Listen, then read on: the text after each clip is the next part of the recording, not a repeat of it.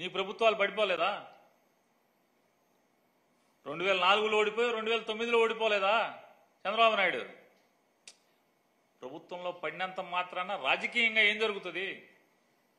నువ్వు మళ్ళీ 14లో ముఖ్యమంత్రి అయ్యావుగా.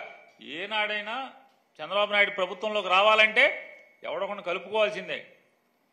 ఒంటరిగా అన్న జన్మలో ఎన్టీ రామారావు గారిని కుట్ర చేసేప్పుడు ఒంటరిగా చేయలేకపోయాడు, ఒంటరిగా పడేలా. ఎన్టీ రామారావు పిల్లల్ని, కొడుకుల్ని, కూతుళ్ళని,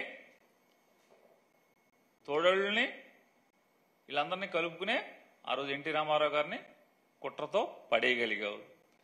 లేదా మళ్ళీ 99లో మళ్ళీ ఎన్నికల్లో వాజ్పేయి గారిని భుజం మీద కూర్చోబెట్టుకుని, మెడ మీద కూర్చోబెట్టుకుని మళ్ళీ ప్రభుత్వంలోకి రాగలిగావు. మళ్ళీ 2014లో కూడా పవన్ కళ్యాణ్ గారి మెళ్ళ మీద, మోడీ మెళ్ళ మీద ఎక్కే గవర్నమెంట్లోకి వచ్చావు. మళ్ళీ నిన్నగాక మొన్న కూడా అంతే కదా, మోడీ గారి మెళ్ళ మీద, పవన్ కళ్యాణ్ మెళ్ళ మీద కూర్చునే కదా నువ్వు ఇప్పుడు ఊరేగుతున్నది. నీకు కావాలి ఎవడన్నా సాయం నువ్వు గెలవాలంటే? జగన్మోహన్ రెడ్డి గారికి జనం సాయం ఒకటే.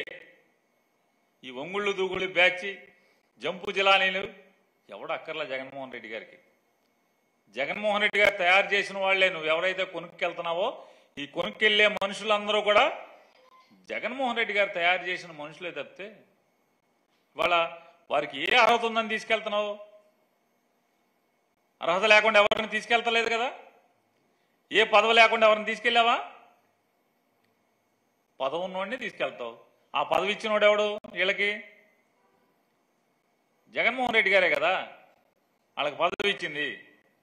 కాబట్టి ఈ కొనుగోళ్లు రాజకీయాలు తప్పు